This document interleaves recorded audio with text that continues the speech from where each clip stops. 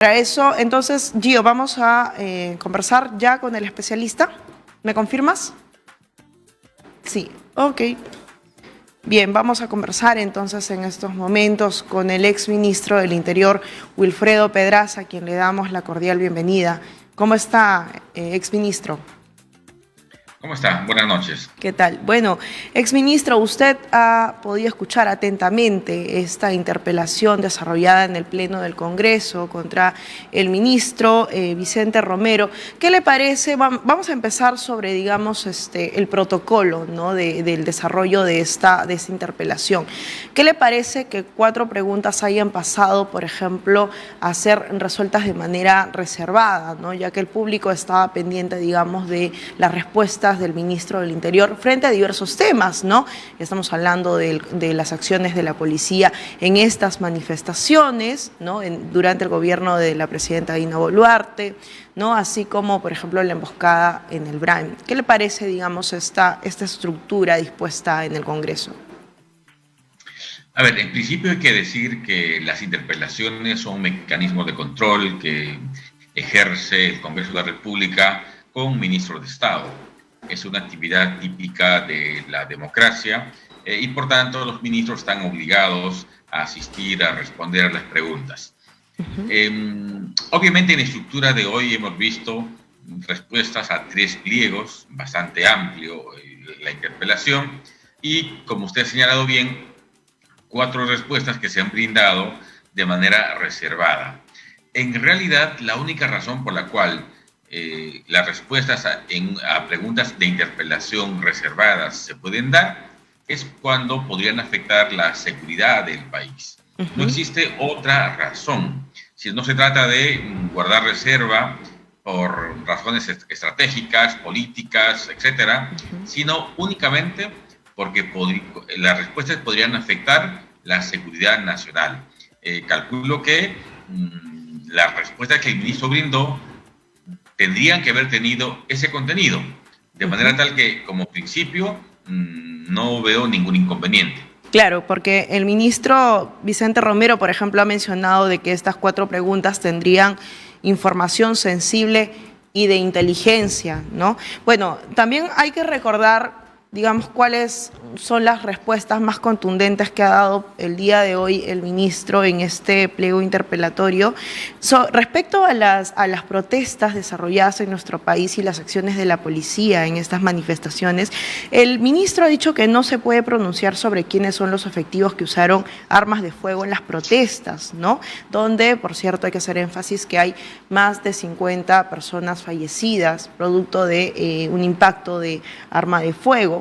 Porque, bueno, dijo que no puede brindar estos datos porque el Ministerio Público está investigando el caso. ¿Le parece viable esta respuesta que ha dado el ministro? Porque recordemos de que las familias que sufren, digamos, este duelo, ¿no?, están exigiendo desde hace meses que se resuelva por lo menos quiénes son los responsables directos. A ver, entiendo que el ministro ha señalado que hay 2 tipos de investigaciones en este momento. La investigación policial por inspectoría o por esa área del Ministerio del Interior que se denomina Dirección de Integridad, que tiene facultades para investigar algún hecho notorio. Y en segundo lugar, investigaciones que impulsa el Ministerio Público. Quizás lo deseable hubiese sido que el ministro en efecto explicite los nombres de las personas que intervinieron. Claro, es probable que él haya hecho una ponderación siguiente. Si anuncia nombres, podrían ser objeto de cuestionamientos y de afectación a la presunción de inocencia que estas personas tienen. El dar nombre de las cabezas de esos operativos podría, reitero, generar presunciones de responsabilidad, y creo que él ha querido evitar esa situación. Hasta donde entiendo, en este tiempo, el Ministerio Público ya maneja esa información, porque evidentemente eso no es secreto, no tiene ningún carácter de reserva.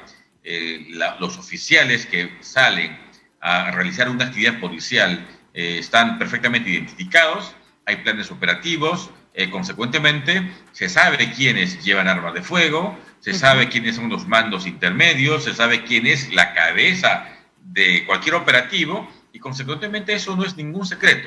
Mi impresión es que eso ya tiene que estar en manos del Ministerio Público y que creo que lo que el ministro ha querido hoy es evitar una manipulación de esos nombres y a efectos de resguardar un poco su presunción de inocencia. Bien, usted que ha sido ministro del Interior, quisiera que nos explique con mayor detalle, por ejemplo, cómo es el funcionamiento de un protocolo en el uso de armas de fuego por parte de los efectivos policiales en las manifestaciones, porque el ministro el día de hoy ha mencionado de que no hubo orden de hacer el uso de armas de fuego. ¿Eso quiere decir de que los efectivos policiales durante estas protestas se han mandado solos o tienen superiores detrás de ellos que ordenan los disparos? Queremos entender el panorama sobre este tema.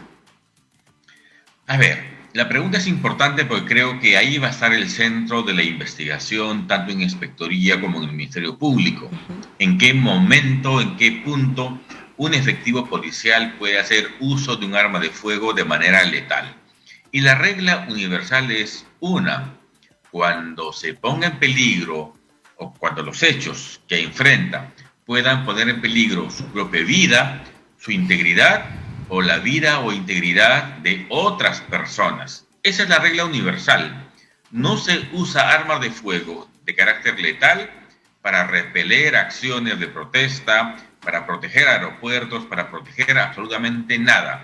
Salvo en ese contexto, reitero, se ponga en peligro la vida del efectivo o de otra persona.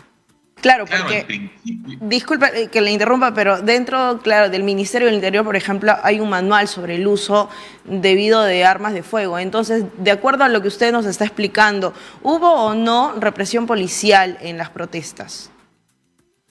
A ver, el manual que tiene la policía tiene como eje central los principios para uso de la fuerza y armas de fuego que han sido aprobadas por Naciones Unidas. Y esos principios han sido asimilados por casi todos los países en el mundo. Las policías se manejan de esa manera. Y reitero, la regla es que no se puede usar armas de fuego para acciones que no supongan exposición de vida del efectivo o de un ciudadano. En el contexto de una protesta social, ¿es posible usar armas de fuego? Solo si esa circunstancia que antes he señalado ocurre. Por supuesto que cuando la policía sale a un operativo que tiene contenido social, una protesta, por ejemplo, la regla es prohibido hacer uso de armas de fuego. Por eso es que el policía va con cascos, con escudos, con bombas lacrimógenas, con escopetas de balas de goma. Sin embargo, en una circunstancia bastante particular, queda claro que es posible usar armas de fuego, reitero, en la circunstancia que un hecho concreto, puntual, objetivo, suponga la afectación probable de la vida del efectivo. No hay otra circunstancia. Claro, porque, a ver, queremos entender un poco, por ejemplo, las circunstancias de los hechos, ¿no? Porque recordemos de que hay un menor de edad fallecido en Ayacucho, en el que se ve claramente en las imágenes de las cámaras de seguridad de que el joven está de espaldas y está caminando y él recibió un impacto, por ejemplo, de bala, pese a que no veía, ¿no?, quién le ha disparado.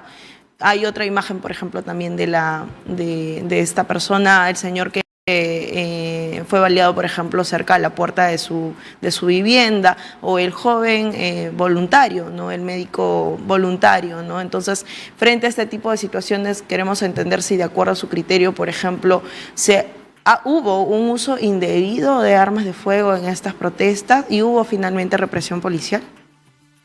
A ver, la circunstancia de que existan más de 50 personas fallecidas con arma de fuego ya indica una situación que justifica investigación de carácter penal sin la menor duda. La regla universal, y siempre ha sido así en nuestro país, es que toda muerte, toda lesión causada por una intervención policial es materia de investigación por el Ministerio Público. Tanto más si el número de víctimas fatales es tan alto como ha ocurrido en nuestro país. Me queda sumamente claro que hay circunstancias como las las que usted ha relatado, el voluntario que está saliendo a socorrer a una persona, el vecino que está cerca de su puerta y el adolescente, son muertes que se han producido fuera de una conflagración, digamos, fuera de un conflicto que podrían hacer suponer que el efectivo policial o militar estuvo en riesgo, de manera tal que si esos disparos fueron efectuados de manera directa, me queda claro que se trata de afectaciones dolosas contra la vida. Bien. En el contexto de una Sí. intervención policial, ¿puede haber circunstancias en las que el efectivo usa violencia excesiva? Claro, en realidad es posible, porque el calor del enfrentamiento puede generar, sin duda, intervenciones inadecuadas.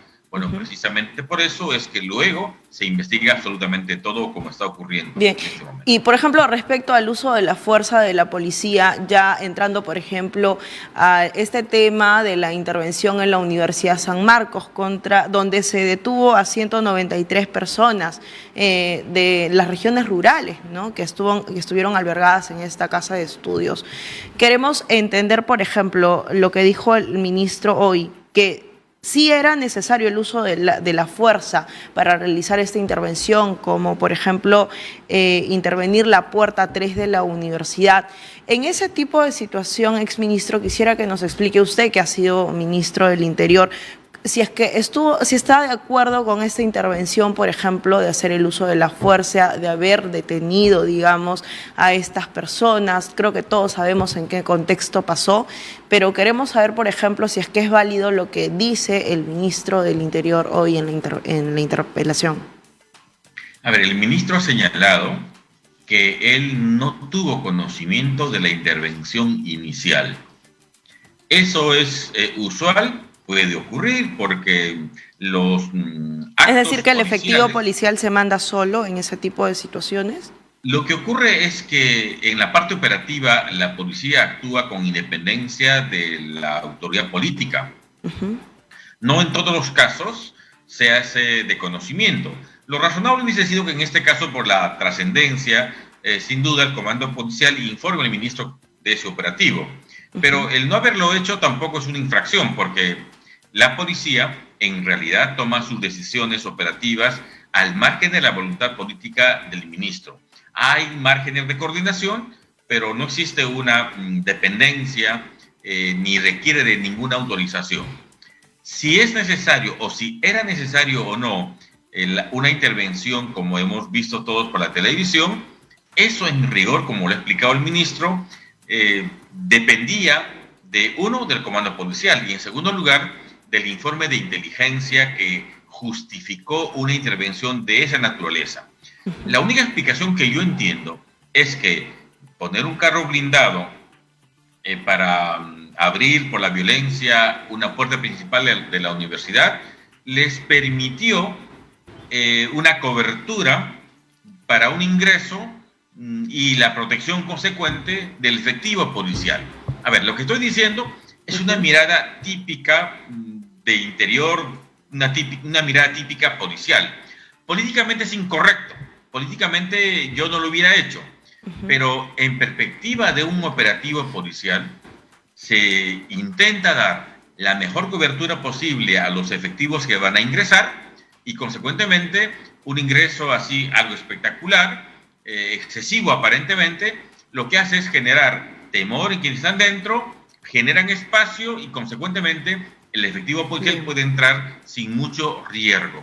Entonces, ahí hay que ponderar la eficacia policial con el efecto político.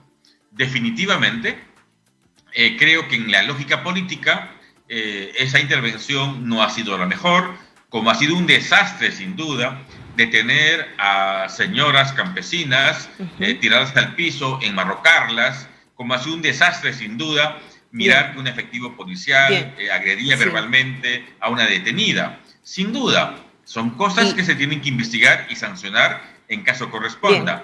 Pero reitero, ahí estamos entre la ponderación del efecto político correcto y la eficacia policial. Y hablando de la lógica política, tal como usted lo está mencionando, ¿qué opinión le merece o qué balance puede dar respecto a estas acciones de la presidenta Dina Boluarte, ¿no? Que ya está, bueno, próxima a 3 meses de asumir el Ejecutivo?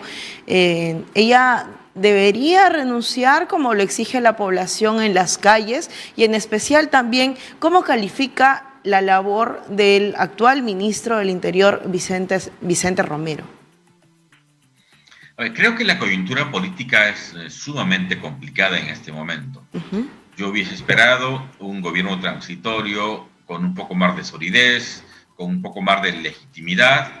Lamentablemente, la producción de tanto fallecido en el contexto de estas protestas le ha quitado, le ha restado legitimidad sin la menor duda. O el Congreso adelanta las elecciones y pronto, o la presidenta se va a ver obligada a renunciar. Yo no veo un camino diferente. Me temo que mantener un ejecutivo tal cual hoy, sin reacción del Congreso, va a ser insostenible. Las regiones van a seguir protestando, Puno estará paralizado. Hoy hemos visto una gran marcha del cono norte hacia Lima, aunque no llegaron a Lima, pero digamos, el movimiento social continúa y creo que responde a que en Lima se está leyendo inadecuadamente la situación del país. Al Congreso parece no inmutarle lo que está pasando. Hay una, diría, vocación de continuar hasta el 2016. La presidenta quiere, en efecto, un adelanto de elecciones. No logra, sin embargo, convencer al Congreso que eso ocurra. Y me temo que si la situación sigue en esa línea, va a tener que ser ella quien renuncie para hacer posible una transferencia mucho más tranquila y finalmente terminar con esta situación que está afectando severamente a los más necesitados, porque el incremento de costo de vida es evidente. Respecto al ministro, muy breve, creo que él ha asumido una cartera difícil en una coyuntura muy complicada también. Durante su gestión no se han producido los muertos en Juliaca ni en Andahuaylas, que ha crecido sustantivamente el número, de manera tal que veo con expectativa lo que está haciendo. Yo no creo que esta interpelación deba terminar en una censura, porque cambiar de cabezas en un contexto como el nuestro hoy, creo que sería un problema. Él tiene manejo, tiene conocimiento de lo que está pasando y veo que intenta conducir a la policía de una forma mucho más racional que la de antes, y eso creo que es bueno. Bien, exministro, le agradezco entonces por esta intervención. Sin duda estamos pasando por una situación bastante crítica, donde hay bastante crisis social y política, pero bueno, vamos a estar atentos a todo lo que se suscite en nuestro país. Le agradecemos, exministro Wilfredo Pedraza, por estar con nosotros en Nativa Fondo. Muchas gracias, buenas noches.